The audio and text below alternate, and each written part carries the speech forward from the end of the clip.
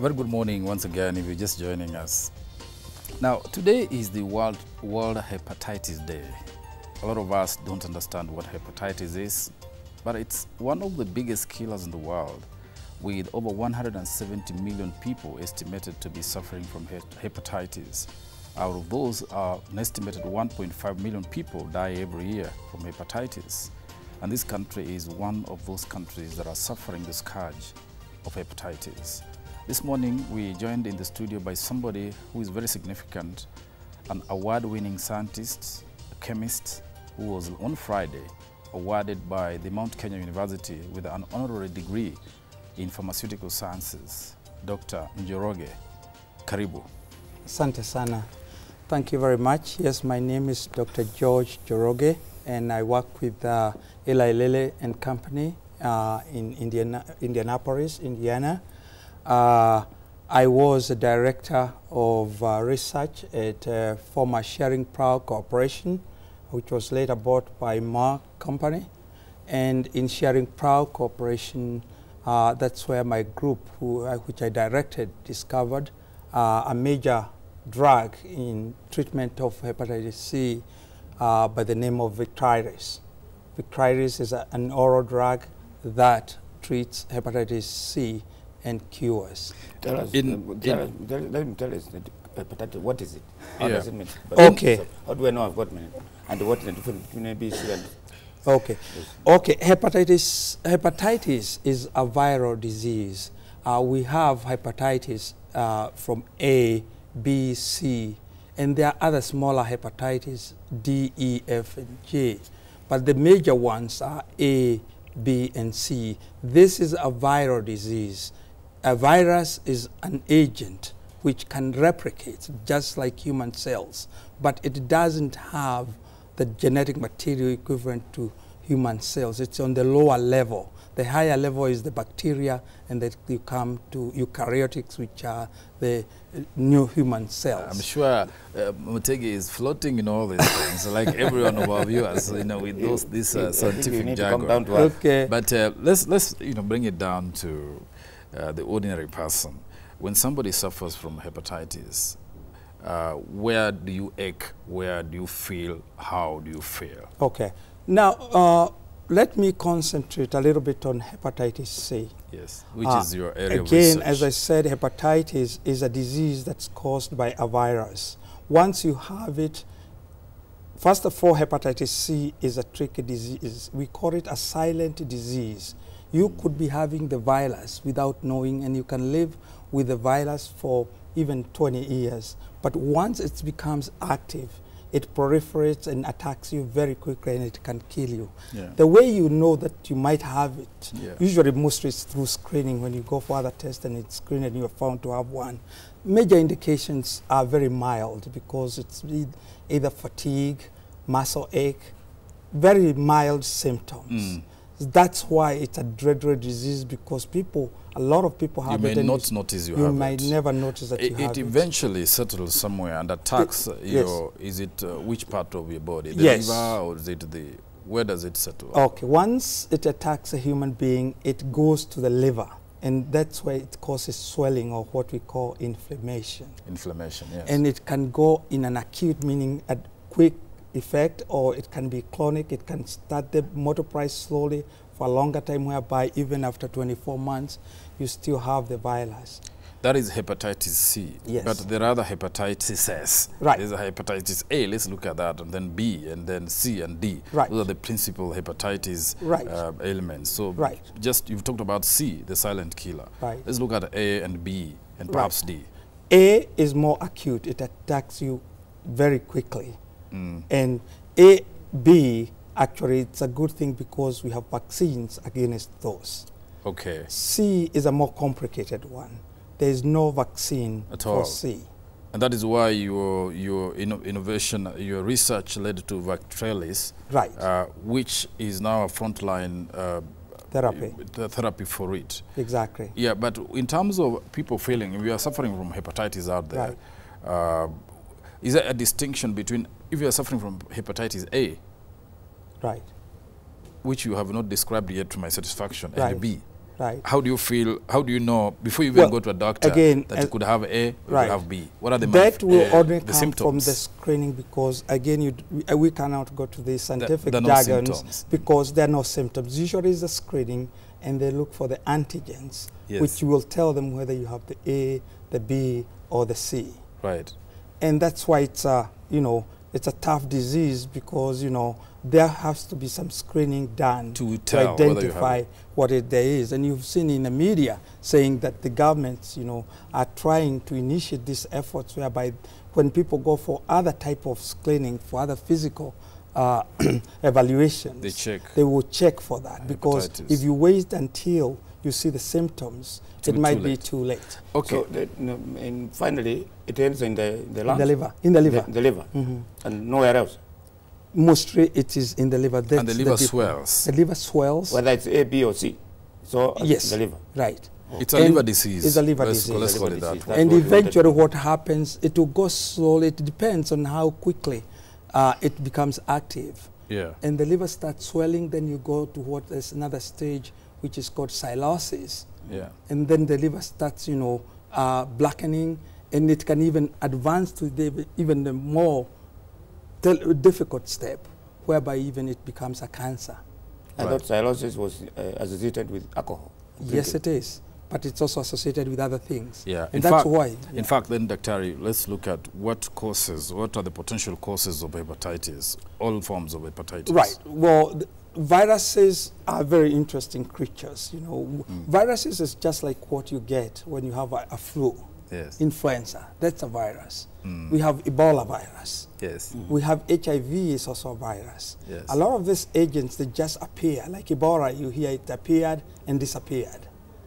So there are agents that are there, but nobody knows the mechanism why they appear at a particular time and why they disappear at particular times. We know that they are there and they cause diseases. Right.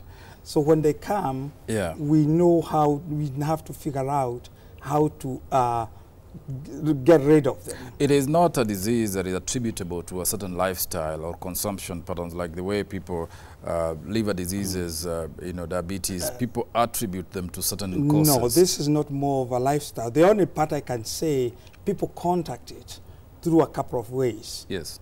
One of them is, the major one actually, is blood transfusion. When people get blood transfusion, that's from somebody else into your blood. Yes, and that's why they have to do proper screening of blood that is transfused to another patient, to a patient, to make sure that it's not infected with hepatitis. The other ways is people who use needles, for various things, and they exchange those needles. That's another aspect. Sexual activities also cause it to some extent. It's transmitted sexually as well. Yes, it is. Yeah. So those three actually are the major components. Yeah. Interesting. I mean, the reason I'm pursuing that line is because obviously, are we more vulnerable, say, as a community, to hepatitis B? I mean, this is one of the bigger killers. We have seen cancer, which has really taken a lot of attention in this country, and a lot of people have died from it. Hepatitis B, hepatitis generally also is quite a killer. I mean, ranked perhaps among the top, is it I hear 7 or so killers. Are we more vulnerable? Are communities more vulnerable? Is it regional? Like if maybe America it's less, it's more here in Africa or like that? Right. Well, prevalence. I don't think we can say it's more prevalent in one area than the other. It depends on what type of activities are going on in one place than the other. If in a community, let's say in a country where the blood screening is not done properly, you will have it more prevalent of this hepatitis taking place. And we would say in B, where people don't go for vaccination, then of course it will be aggravated. Yes. So, but C, which is now becoming, C infects about 150 million people worldwide. 150 million people. 150 million people are infected with hepatitis C. Now, that's a high number. However, not all of those will go to die from the disease. Because, as I said, it depends on what stage the disease is detected. Most of them will live maybe for 20 years, 30 years with the disease without having any effect on them. Yeah. But there is that percentage, you know, that will go and the virus become active. And that's another question you're going to ask me. Why does it become active? Yes. Nobody has an answer for that. You're still researching it. Yeah, that's something we need to do research on. Yeah. But when it becomes active, Yeah. it moves very fast to the second, third phase, and even to the chronic and the phase that will... Now let's look at killing. detection. That also calls into question facilities, Yes. laboratory infrastructure and so Right. forth. I mean, you are of course based in the United States where Yes. things are sophisticated. Right. Are countries like Kenya able to detect these things early? I think, yes. I've visited your places assessments? like Kemley, and I think they have the facilities that are capable of doing that. I don't want to go again into the sciences. There are Yeah. kits, that ELISA kits, you can use ELISA methods where you can detect the viral load and know how much of the virus the individual has. Yeah. And so those, but you know, one has to be careful because you have to use some of this virus to detect, because you need to detect them at the very, very low quantities. Yes. So that when you can detect them, you can maybe give the medication before it, you know, exacerbates, you know. Yeah.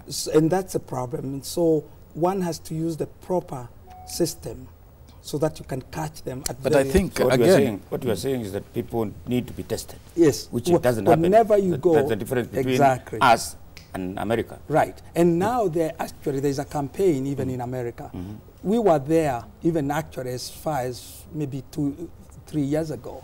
America has a big campaign right now telling people when they go for other physical evaluations, they ask their doctors whether they, you know, whether they should do the test for these viral diseases, especially hepatitis C. B and C also, because people might also have some vaccinations.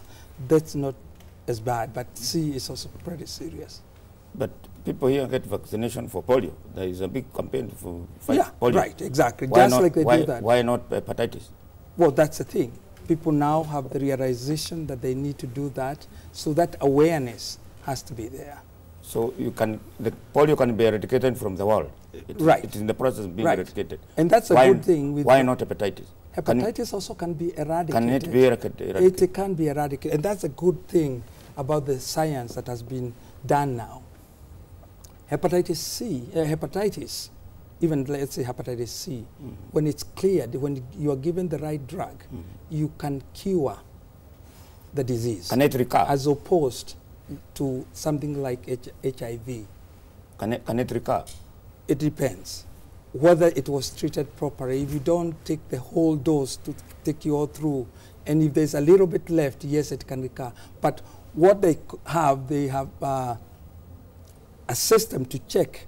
They check every 24 months and see how your situation is. And there is a way of giving you such a time when they can declare that you are completely free of the disease. When they do multiple tests thereafter, you know, after you stay, after some time after being given the drugs that are available. And tell us the process under which you made that, or you discovered, or you invented, or whatever, that drug that you have for hepatitis C. Okay. What does it involve? Okay. The drug that we discovered called Victryris, it took about 16 years to discover the drug. And what we had to do is... When you say discover, means what? It was hidden somewhere, you saw it? I've gone through research methods. Yeah, because if you say you discover, try this other, against, as an antidote against... That's a good question. Yes, because it makes people appreciate what we do. Yes. In the drug discovery, we try to understand what this organism, I'm going to try to be as basic as I can. Yes, yeah. We try to see how this organism moves. And organisms have mechanisms that they apply in order to multiply themselves. They use things called enzymes. And those enzymes, they can turn them on and off when they want to multiply or when they want to stop multiplying. So we as scientists can go and look at that enzyme and try to see how we can turn it off by making a molecule. Just like we make aspirin to stop a headache. We can make a molecule in the lab that will stop that. So this molecule, we found one step that the virus is using to multiply in billions, actually in trillions, within several hours. But when we found out that step, then chemists came together and thought it's just like a key in a lock mechanism. When you put a key in your lock, you open the door. But if somebody comes and jams that, puts a plug of, let's say, a metal there, and you come with your key, you cannot open the door. So we try to make a molecule that looks like that blocking stuff there, and we block that. Therefore, the virus cannot multiply. And to do that, you have to make a molecule, test it, see whether it works. If it doesn't work, make another one. So in the discovery of Hepatitis, we made about 5,000 molecules. And only one of them was able to do the magic. It was that one of them succeeded.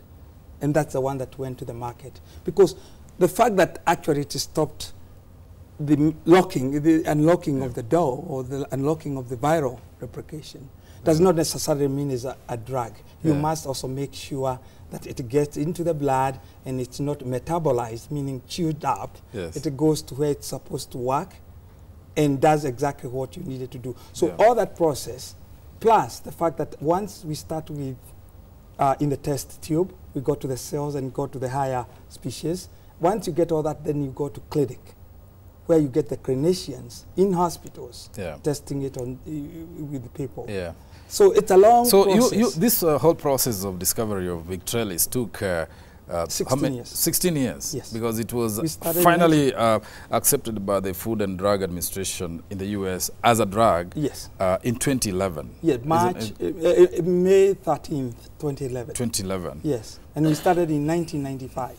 And from what I've just read statistically, it has gotten a lot of global application, administration, and made a lot of money. So who owns the patent for that drug? Oh, okay, that's an interesting question. It's done already. It's done already 10 billion shillings. Yeah, we were dollars. Off the camera, we were discussing about this because some people come and tell me you must be very rich. You must be rich because you have been honored with its discovery and your team. But that's not true. What happens is in this discovery, as I told you, the institute I was working for, Sharing Proud, is a private company, and its business is making medicines for sale.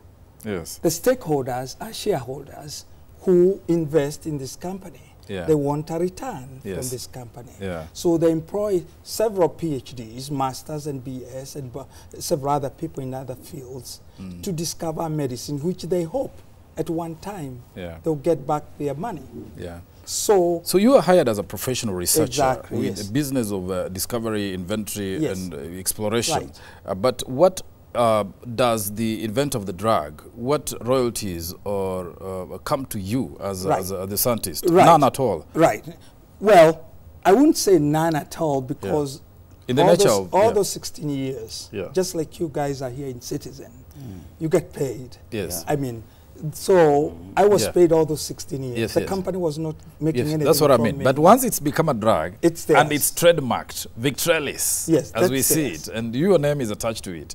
There is no other benefit that comes to you as a researcher. Big benefit. Intellectual property is ceded to the company. There is a big benefit.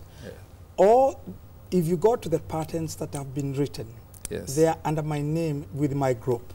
So the intellectual property, because the company cannot think. We are the thinkers. We come with ideas. And so the intelligence comes from us, not from the company. So when we do the patenting, we own, the company owns the patents. But the intellectual, we are the inventors. So in the scientific community, they actually mostly know us because we are the ones who write the publications. We are the ones who write the patents.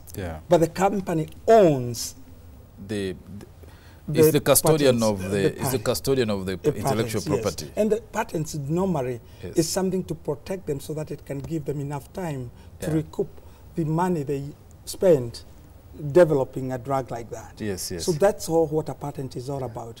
And we as a scientist, actually, we are very happy to see that we've made an invention that people all over the world can C is a very important one. Yeah. Scientifically, we become very satisfied. Yes, yes. So that's where our satisfaction Yeah, comes. some friend of yours you went to school with is very happy to see you here. He's called Dr. Ngugi, an old Dr. schoolmate Ngugi, yes, of yours. yes, He he was says, congratulations for the good work. Oh, thank you, Ngugi. But he says, explain the cost and availability of Victralis. Well, the cost, I cannot come to that because that is in our business arena. As Gogi would know, I'm a chemist, you know. Yes. I'm not into finance. The pharmacies here and might, I'm always told not to talk about finance because I'll make mistakes. Yes, yes. I'll give you the wrong numbers and then people will not be very happy about. Yeah. But maybe if you can Google, you will find some of that information. I'm sure they are this is a drug that's dispensed here and it's available in the chemists and pharmacies here. Yes, exactly. What about side effect? Or side effect, they are normal. Well, one of the side effects because you take it as a combination of 3 drugs. Mm-hmm. You take it as a combination of what we call pegylated interferon. That's an immune booster to boost your immune system, and another general antiviral which nobody understands why it works, but it helps, called ribavirin. So you take it in those aspects, you know, in those combination. Yeah. So it's one drug made of 3, or you take 3 tablets? No, you take 3 tablets. You take 3 tablets. Yes. Okay. Actually, sorry, you take 2 tablets because the one with the interferon, that's an injectable. Somebody questions, of course, and you can ask a few questions. You know, Dr. Njoroge is a researcher. He's not a medical doctor. Exactly. He's a pharmacist. He's a chemist. Who deals with the drug compositions and administration of those drugs. I see some medical questions coming in. I'm almost becoming a doctor now because of sitting next to you.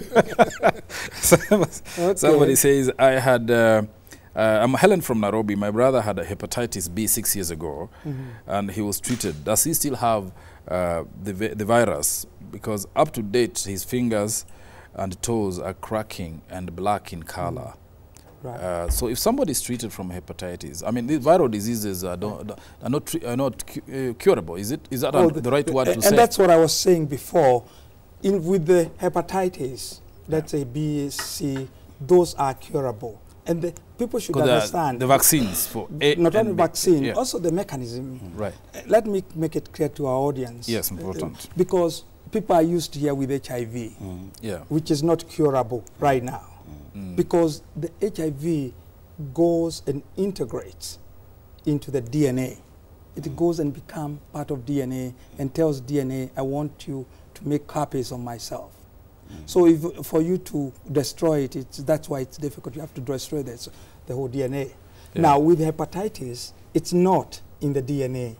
It is in what we call cytoplasm, the stuff that surrounds the DNA. Right. So if you can put a drug there, it will go and kill any virus that's around there. Right. And if you continue to kill that, after some time you will wipe off all the virons, and eventually you can kill everything. But for that question, what they should do is first of all go back to their doctor, have them assessed again, because it's very easy. They have tools, they have kits that can tell whether the virus is still there. And those take a very short moment to test. So they can test and see whether it's still there. It may be these indications are from a different, from a different disease or from altogether. A different The blackening of the toes and fingers, maybe something else altogether. Those are not symptoms of hepatitis, are they? No.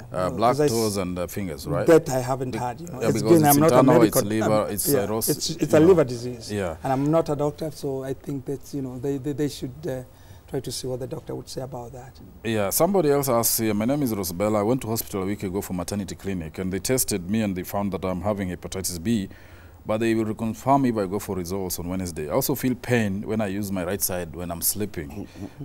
Is it the baby that is causing the pain? She's 7 months pregnant. Or are these signs of, because she's not seeing any signs of hepatitis. Right. Yeah, so she's wondering. Again, I'm going to put a disclaimer that I'm not a doctor. Yes, I'm but a general knowledge doctor. you can. So I would like you to go to the, my feeling is, and this is a personal, I'm not giving as a professional, I don't think it's from the virus, but they should see their They doctors. should see the doctor. Yes. Go for the confirmation or Right. review, as they say Exactly. in medicine, Exactly. on Wednesday, and then you'll get told what Right, exactly. that I think would be the best thing. Yeah, and but also when we were discussing about detecting the disease, you mentioned only the high-end Kenya Medical Research Institute, KEMRI. Do Right. you, in your knowledge, are you aware whether our local hospitals, clinics, I mean, are there testing kits for this disease all over the place? Well, in US, I know there are a number of testing kits, and I haven't gone to the Kenyan market to see what's going out there, other than what I read in the media, whereby I see some disparity, you know. So my feeling is those kits, you know, some of them are expensive, but, you know, I think there should be some reasonable kits. But again, I caution, because you need the kits that can tell you exactly what's there, because you don't want to use a misleading People have been misdiagnosed. I mean, like somebody asked, what is the connection between HIV and hepatitis B? Because some people get misdiagnosed, you are given this for the other. Right. Is that really that close? can happen. In America, I don't see that happening at all. There are many cases in the US whereby people have both, actually. HIV people are also infected with hepatitis C. Yes, we have quite a number of cases like that, and people could have been using it for the two purposes. Yes. But here in Kenya, you know, I'm not very familiar with the system or the Right. Are children susceptible to hepatitis? Everybody is susceptible. Even to at hepatitis. birth, you can have it. Well, depending on how it was transferred to them. If they were contacted some blood from, you know, maybe there were some needles used, or there was some blood transfusion that was done, then there is a possibility if the blood was not screened properly. Let's look at research. Okay. Your area, because that's really your specialty. That's my homestead. Yeah, let's go to your homestead. Okay. How are we as a country doing in terms of research? I mean, you're in the US, obviously, a lot of, is there sufficient provision, adequate funding for research, and where should that funding come from? Try to apply it to Kenya, please. Well, when I look at research in Kenya, people are trying very hard. The scientists here are trying very hard. But my feeling is, and again, this is my feeling, they need more empowerment. They need more support from the government and from private institutions. People should invest in looking for things like drugs.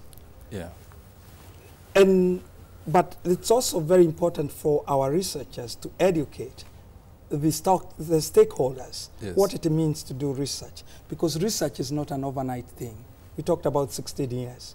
A lot of people who invest here, if you tell them it's going to take 16 years, you know, they might shy from coming to you. But the reward is enormous if you get something. Let me give you a good example. There's a drug called Ripetal. For lowering cholesterol. In 2012, that drug sold for about maybe $12 billion. $12 billion. That's equivalent to maybe 900 billion shillings, which is close to $1 trillion. So if we invested on something like that, even if it takes maybe 16 years, you know, that's money that can come back to the country. Come back to the country. It can service, you know, some maybe all the ministries, and even it can in the parastatals. So but we have KEMRI here. What do you make of it? KEMRI is doing a great job, but we need more. KEMRI is a government-run or is a parastatal institute. We need investors. Instead of only investing in other things that we invest in Kenya, we need to bring back our scientists. We have very talented people. Nairobi University, MKU they all have more university. They have very talented people. If empowered with the right equipment, because what they need is the right equipment and the right materials to do research. When they write their proposal, and what they need, we need private takers on this, because the private takers will be very interested on what's going on, and they will want to get a better understanding what it takes to do it. So that, to me, the question has been that, okay, first of all, of course, research in the United States, like the institution you work for, is not government funded. Here we look to government to fund. If it's KEMRI, it's government. When you carry, it is government. There must be alternative sources of funding. That's what I said. Is there investment in the private sector in research? That's what I said. I'm coming back to Kenya very soon. And we are trying with fellow colleagues, fellow scientists, to think of ways to bring in stakeholders into this business where people understand what it means. Everybody would like to see an institution, a private institution, Yes. that comes up with something that alleviates human suffering or saves human lives. You feel good about it. So my feeling is, if you can show people, be simple enough to tell them what you are doing and show them what are the pitfalls, and if they understand that, I think we'll find people coming in and try to invest rather than just the government. Yes. Having people in Kenya, I can tell you, Yes. there are people, there is money. We say there is no resources in this country. But when I go in the roads of Nairobi, Yes. there are bigger vehicles than I've seen maybe in Indianapolis. There are more Range Rovers in Nairobi than I've seen in Indianapolis. Yeah. So those people can come in, pitch in. But we as scientists, we have a responsibility. We need to simplify the message you want to deliver to them. Tell them this is exactly what I need to do. Because when you start a biochemical or a biopharmaceutical, biotechnology company, the first thing you start selling is hope. Hope that you're going to discover something that will do something great. But people say hope cannot pay your salary. Exactly, exactly. Well, but science, research Sharing does not pay. It doesn't sharing for investors. Sharing power, and people who made Repertoire spent their money on hope, and their reward was enormous. However, that hope has to be accompanied by some scientific information. Promise. You have to show people, why do I think I'm going to be successful? There has to be promise. I have to convince you. If I cannot convince you that I'm going to be successful, don't invest in me. Yeah. If I can convince you, I know how this virus moves, and I know if I stop this step, I'm going to stop it. And you can buy that, invest in me. If you don't believe in that, don't invest in me. That's what I would say. Yeah. But again, most of that is usually, I may be wrong, but driven by philanthropic, what would I say, corporates that have succeeded or individuals who commit a bit of the resources towards science and research to benefit humanity. No, I mean, we have seen... What is lacking here is, especially in my country, and I think we should do more. Like Bill Gates, you know, philanthropists who have put out money out of success.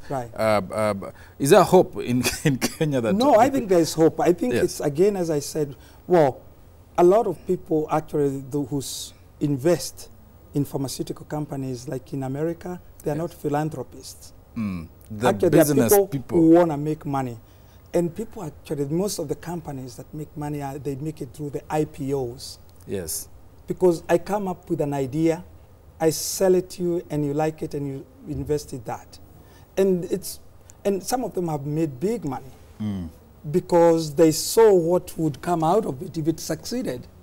You see, if it succeeded and makes a lot of money, or it, you know, that's one thing. Although as a scientist, I look more of the patient part, you know. I'm more of seeing the patients being treated. But that coupled with the fact that you can also, economically, you can make some money, it makes it a very promising prospect. But in this company, do you have private company, in this country, do you have private companies doing that kind of research, like your company in America? Except I think there's some. There's some companies which are doing, okay, of course, drug manufacturers. But whether they do much more, they do a bit of research, or they just manufacture drugs under patent. Manufacturing is different from doing research. Research is coming with an entity. There are two different things. Which one would differentiate? There's what we call invention. Yes. And there's also what we call innovation. Innovation, yes. And those two are different. Invention is coming with something that was not there before. Innovation is putting things in a different way, modifying things, improving in a different way, those, and improving upon what existed. And we need both coupled together. Invention, we need more invention here, but we need empowerment because our researchers don't have resources of their own. They need to be empowered, but they need, the people empowering them need to understand what they are doing so that they can empower them. So education part, I say, is very critical. That's why our universities, the University of Nairobi, the more universities, MKU and others, should put that as a priority. There is an issue here in this country about drugs and medicine, the real ones and the generic ones. Yes. Is there a problem with the generics? Generics, there's no problem. The generics. There's a difference between generics and fake. Oh, okay. That there is a problem. Yeah, Well, it's problem. generic and fake because what happens after 17 years, when you discover a drug like Hepatitis, Yes. Yes. you are given 17 years to sell. sell. You can be the sole seller of that drug. Aha. Within that 17 years, Who gives, nobody else. Who gives the World Health Organization? Or No, for in this case, it's FDA, FDA. Food and Drug Administration. in America? Mhm. Right. Mhm. Now, in that 17 years, nobody should make that drug to sell. Yes. People can make it to do research and all other things, Yeah. but they cannot make it to sell. Right. Now, after the 17 years, anybody now can make it if they can show that they can do it and have what we call bioequivalence. Yes, yes. They can do it. All right. So that's where, and this is where the problem comes. When you write a patent, you have to stipulate step by step the best method to make produce it. If you don't, if you leave out some details, they can invalidate the patent. So for those 17 years, there are some people who are just practicing from what you've written in the patent because it goes in the public domain. Yes. What you've said in that, they've been practicing and making it even better. And the thing is, they don't have overhead because they didn't have to use any money to do the discovery. So Yes. they're just using the information that you've provided. So after the 17 years are over, they just take your cookbook, the one that you provided in the patent, Yes. and they don't have any overheads or anything. And that's why they can afford to sell it. What if at a very what low. if some country which does not believe in the intellectual property, like China, for instance? Suppose Well- the Chinese go and take whatever you have written and make Well- theirs and call it XYZ. I would say now we are living in a global village. And What would happen? Well, if they do it? they are, because of the international agreements, Yes. we are seeing a lot of those international agreements coming into place, put into place. And we are seeing lawyers even from US going to India, going to China, yeah. to follow those. It will depend on, if it's a small deal, they might, say it's not worth the effort of doing that. But if they think it's a big deal, they'll go there. And, that's something people, and that should not happen. We should be very, very careful because the other thing I try to tell people, we should not do things that would kill the spirit of invention and innovation. Yeah. Because the moment you start shortchanging the process, the investors who discover that medicine, if they don't get their return, they are not going to put more money there. Yeah. And if they don't put, like HIV, for example, it's a disease that you get resistance. Yes. I don't know whether you understand how the resistance Yes, comes. yes. Right? Now, when the resistance comes, you need a newer drug to fight that resistance. Yes. So you have to keep abreast with the disease. Yeah. And so if they don't make money with the first drug, they're not going to make another one After that. after that. So you have to think very carefully what happens, the dynamics that take place. Okay. Somebody has asked something they need to. You're going to have to dispense the medicine here today. You're opening a pharmacy. And this is, I thought I should raise this because somebody says Clavulin, Clavulin, the medicine. I hope you know it. And is it used to treat hepatitis?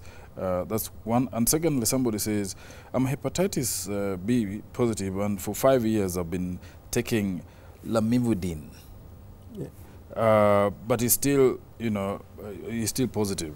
Are those two drugs, applicable for hepatitis? Again, those are not drugs in my area. These are drugs in the other hepatitis. I'm more in hepatitis. Oh, they're in the C. B, yeah. not C. But in any Yeah. case, my take on those, Yeah. if the drug doesn't work, a lot of drugs we make, sometimes they don't work. Yeah. One, Yeah. because you might have a resistant strain. Yes. Even hepatitis C, Yeah. we don't cure 100% of patients who take it. It's maybe like 75 to 80%. Right. There are people who have resistance strains in them, and they are not being, these drugs are not effective. So what they need to do is being genotyped to see whether they have the resistant strain. Yeah. Okay, finally, there is always people thinking that, for example, if you had done this discovery or invention here in Nairobi, in Kenya, it would not have been accepted that the research done in Africa, Kenya, is looked down upon, and that, you know, you have to be out there to do research for you to excel. Acceptability of our inventions. And that draws back to 1989, Cameron, that Kenya had discovered HIV medicine, and then it was not accepted by the world. Well, I don't think that's true, sorry to say. Yeah. If scientists live on data, yeah, if you provide compelling data, people will buy into it. But if you just go there and say my drug is treating this disease and you don't have data. For example, when we did Hepatitis, we had to have two groups. One that was given the medicine, and these were blind. We didn't know who was getting what. So we have a group of people, half of them are getting a capsule with a drug, and half of them are getting a capsule with just the powder, no drug. We call it placebo. They are on given codes. Nobody knows who got what. Even the patients don't know who got what. After the end of the experiment, after the end of the clinical trials, an independent group breaks the code and looks at the results. And they look, if some drugs actually, you find people who are given placebo, they're doing better than people who got the drug. But if the drug is effective, statistically you find the numbers will be so good for people taking the drug, and you do statistics to show that placebo was much worse. Now, some people by faith will be cured anyway, but very low percentage. Yes. But people who got the drug will be cured. So if you have a compelling data like that, there's nobody who's going to say, I'm not going to buy or take this drug. Okay. But when you go there, you know, and those are issues we've seen before, just say my drug is, I treated so-and-so and he's cured. You know? I mean, you don't know. So in short, there is a professional respect, as long as data can support it. Exactly. It doesn't matter whether you're in Malaysia, Nairobi, or New Jersey. And I've been going around the world. I've gone to other countries. And I've gone to do what we call due diligence. Okay. To see what they've been doing, and because sometimes we do get engaged some collaborators from small, young companies that are growing. They cannot develop the drug all the way to the market. So we go looking for them. And I see some of them, you know, even in India, in Germany, and other places. Very small companies. And when we see the data, and it's compelling data, it's not, if we don't take that, somebody's going to come and take it, and, you know, the returns are going to be great. Finally, future. You said you're coming back home. What are you intending to do? Retiring back home? And what other research are you working on currently, if it's not a secret? Okay, well, my intention is when I come back to Kenya to try and mentor some of the young scientists in the area of drug research and nurture them such a way we can lay a foundation for some form of a biotechnology. As you said, we don't have drug discovery efforts that I am aware of. There could be some that I'm not aware of, but I don't know, especially in Kenya, maybe South Africa, but I don't know of any company that's doing drug discovery. So I would like to talk to people, see their interest, and as I said, try to educate them in what we've done before and tell them what we can do, what areas of disease we can tackle, and perhaps bring a team and have maybe a life science center where we could be doing different drug discoveries, maybe at a lower level, or also as a collaboration with the United States, because I have a lot of collaborators there, and also in China and other places. So that's my dream. All right. Okay. So. Thank you so much, Dr.